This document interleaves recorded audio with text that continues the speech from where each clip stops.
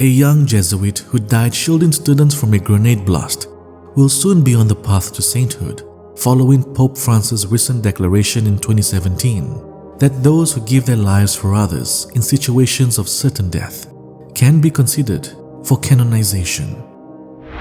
Richie Fernando, better known as Richie to his friends, family, fellow religious, and students, was born on February the 27th, 1970.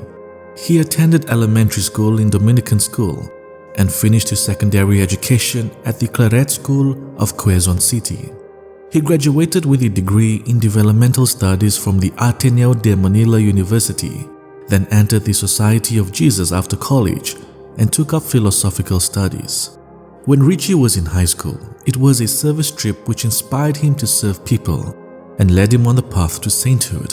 In university, Richie's calling was intense. When Richie told his family that he was going to Cambodia, they became worried, as Cambodia had recently come out of years of war and landmine casualties were regularly in the news. But Richard told his family not to worry, as he did not want to burden them.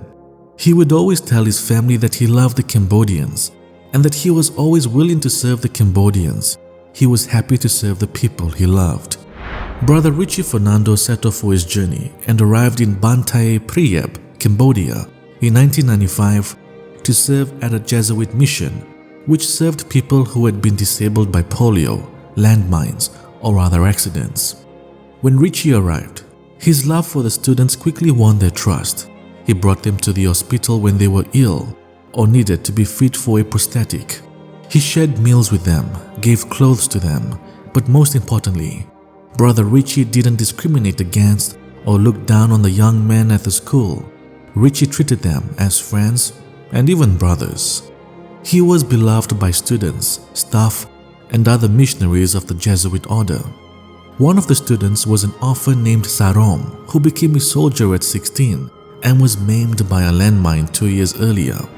Sarom had finished his courses at Bantai Prieb and wanted to stay on, but the school authorities found him disruptive and asked him to leave. Brother Richie had mentioned Sarom in a letter to his friends in the Philippines, saying that although Sarom was tricky, he still had a place in Richie's heart. On October the 17th, 1996, Sarom came to the school for a meeting with the school director and staff. He suddenly reached into a bag he was carrying and pulled out a grenade and began to move towards a classroom full of students. The windows of the classroom were barred, leaving the students with no escape. Brother Richie stepped behind Sarom and grabbed him to prevent him from throwing the grenade. "Let me go, teacher.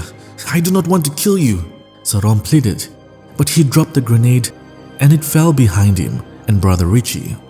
In a flash, Brother Richie had jumped over the grenade to absorb the blast, protecting Sarom and everyone else present in the school. 3 days after Richie's death, his family and friends in the Philippines celebrated his funeral in March of 1997. Richie's parents even wrote to the King of Cambodia, asking for pardon for Sarom. 2 potentially miraculous intercessions have been attributed to Brother Richie. The first involved an 18-year-old student who was hit by a speeding motorcycle and thrown against a wall.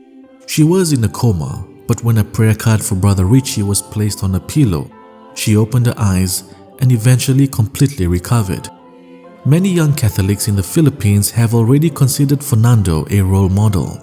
The way Fernando lived his life from the 1970s to 1990s, aside from the way he died, has inspired Catholics in the country whose 2 native saints, Lorenzo Ruiz and Pedro Quelungsod, were martyred in the 17th century. Since his death, various expressions of devotion to Richie have sprung up and continue not just in the Philippines and Cambodia, but in other places as well. Brother Richie Fernando, pray for us.